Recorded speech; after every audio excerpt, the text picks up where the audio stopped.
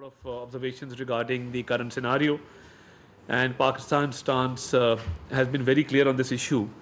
So that's why I've invited you all here today to have a chat on this subject.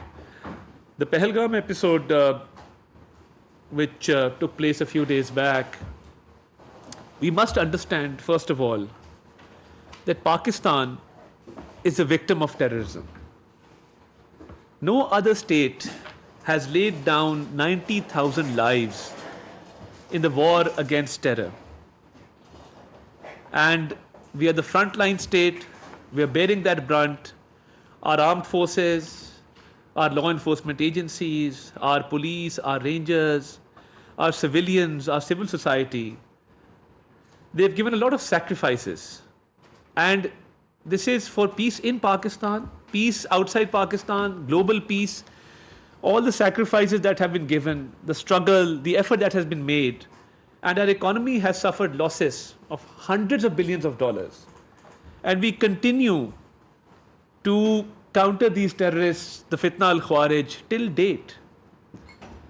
So we must understand that we're a frontline state against terrorism, and we're a wall between the terrorists and the world. And Pakistan needs to be strengthened in this situation. Pakistan needs to be supported in this situation. And Pakistan has always played its part against terrorist groups, against terrorists, and we continue to do so on a daily basis. And I would like to highlight that the situation in Khyber Pakhtunkhwa, in Balochistan, and recently you all witnessed the Jaffer Express episode, which was an unusual event, which was an event where a hijacking took place. Very few incidents in the world like Jaffer Express have taken place. It was a hostage situation like never before. And having dealt with that situation, having countered the terrorists who were holding hostage innocent civilians, we received condemnation from all over the world. Why is it that our eastern neighbor refrained from condemning the Jaffer Express episode? It was an act of terror. It was an act carried out by terrorists. It was an act against innocent civilians and personnel of the armed forces. Then why was there hesitation on part of our eastern neighbor to issue a simple statement of condemnation condemning that episode? And why is it that whenever we face terrorism and we counter terrorists and blood is spilt of our innocent civilians and officers and personnel of the armed forces, why is it that the eastern neighbor always celebrates these events? Is there a reason behind that? Yes, there is a reason behind that. And the reason is that India is involved in state-sponsored terrorism. Had we not apprehended Kulbhushan Yadav, who was a commissioned officer of the Indian Navy and was involved in espionage in Pakistan, and was found to have been involved in terrorist activities and harboring and supporting terrorists and acts of terror. Had we not apprehended Kulbhushan Yadav, had we not obtained incriminating and irrefutable evidence against him, I would not have been making this argument today. And why is it that the terrorists which receive funding and arms and ammunition from our eastern border, that is why when terrorist attacks take place, when acts of terror take place, like the Jaffer Express episode, that is why the eastern neighbor does not condemn such acts and does not even have the courtesy to express concern over these incidents. And I would further substantiate my argument through the assassinations of Sikh leaders across the world in Canada and US. Transnational assassinations are taking place through the Indian sponsored state terrorism. A state which persecutes and is involved in killing of members of the minorities across the globe, and other states have given evidence with regard to these incidents. So we will continue to fight the war against terrorism. We will continue to protect the world, the citizens of the world.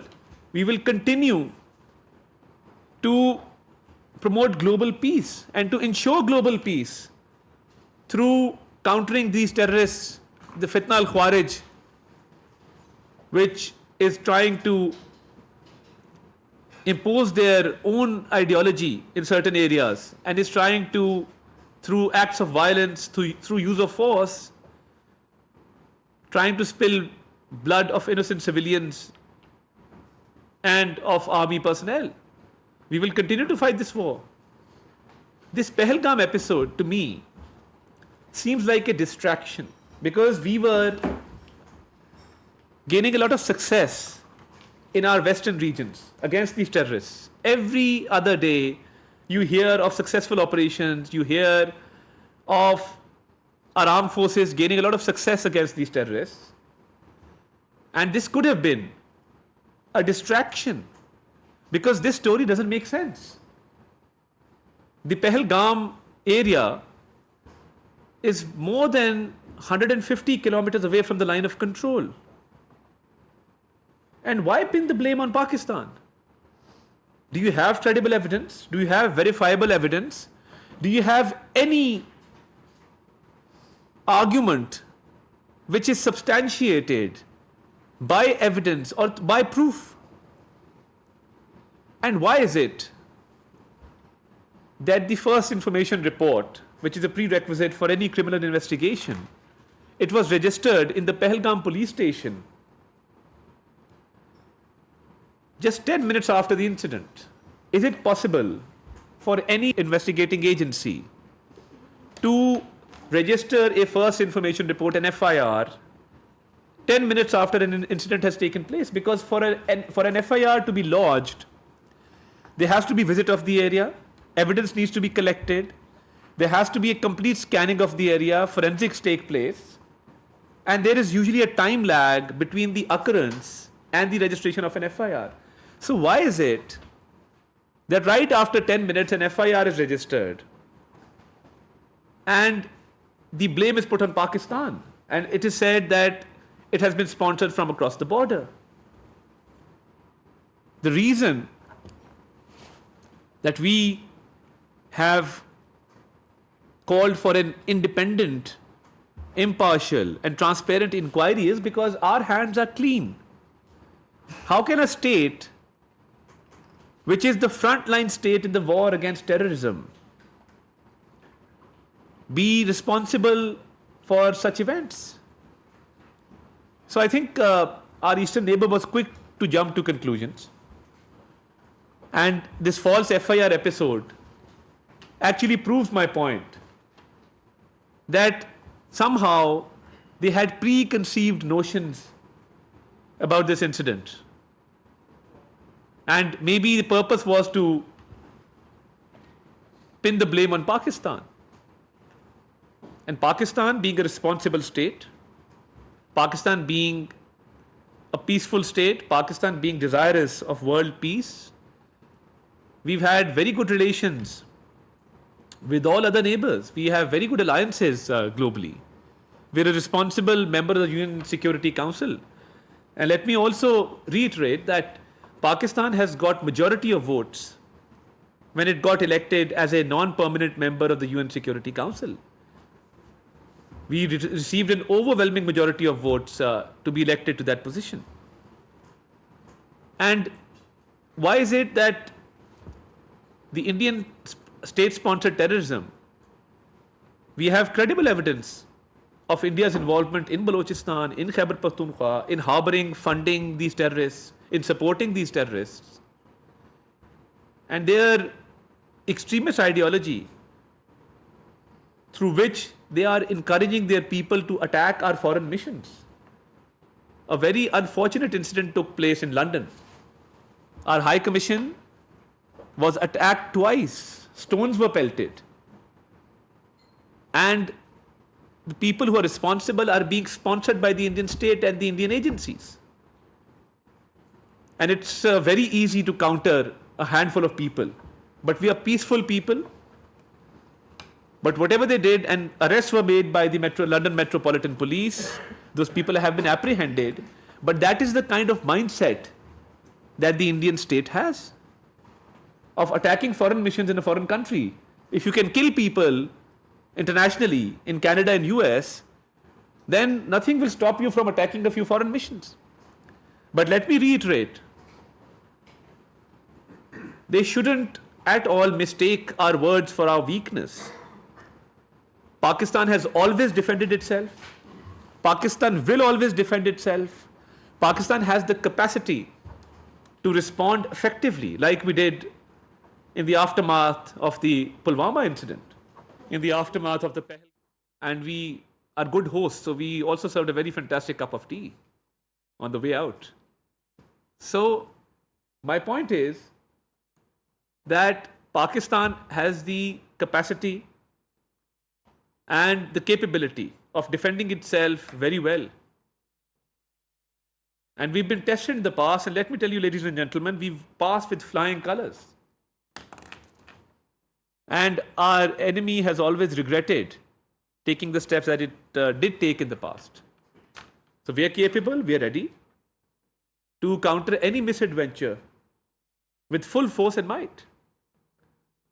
But why is it that India sponsors terrorism and then plays a victim of terrorism? How is it possible?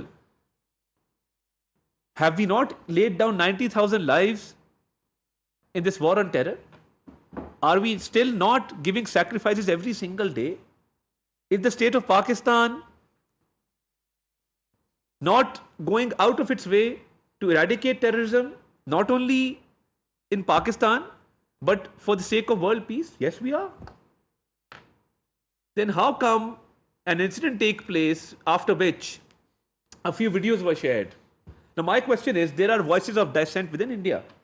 People are asking questions from the Modi government that how come these dead bodies were not picked up on time, and how come people were led to bleed to death on the spot. I was seeing an interview of one of the sisters of one of the victims, and she said that my brother was not given first aid after the incident. And why is it that a photo shoot takes place and nobody is actually coming to the aid of that man to check his vital signs if he's still alive? And then how come a video of a couple was shared which was attributed to the naval officer who's been killed in this incident, and then that couple actually came on the media and said, this is us, this is not that couple which has suffered in this incident. So why is there a need to use all these measures? So anyone with some intellect can actually see that all these fake videos which are being flooded on social media, all this narrative that is being built, it is being built on very false premise. And the actual target to divert Pakistan's attention from the western region. And I think, like in the aftermath of Pulwama, they took away Kashmir's special status. Now people in Kashmir have been settled there since times immemorial. The indigenous people of Kashmir are being made to suffer the wrath of the Indian state. Houses are being demolished. People are being picked up and detained. Women and children are being subjected to torture. In the garb of this incident, the innocent Kashmiris are suffering once again. And we will and we shall continue to support the right of the Kashmiri people according to the UN resolutions to self-determination. Morally, politically, diplomatically, we shall continue to do so. Because that is an indigenous movement. The people want their rights. They are being denied their fundamental rights. And right after this incident, the atrocities that are taking place in Kashmir, they're the worst kind of atrocities that you can imagine. So one ponders that why is it that right after this incident, you build up a narrative against the Kashmiri people, you try to distract Pakistan from its western borders and from its western region, and you're subjecting the Kashmiris to the worst kind of treatment possible. And why wasn't security provided in that area when you have 900,000 security personnel of your armed forces in Kashmir? Then why was there no deployment in Pahalgam being a tourist spot? I'm, in my own right, I want to ask this question.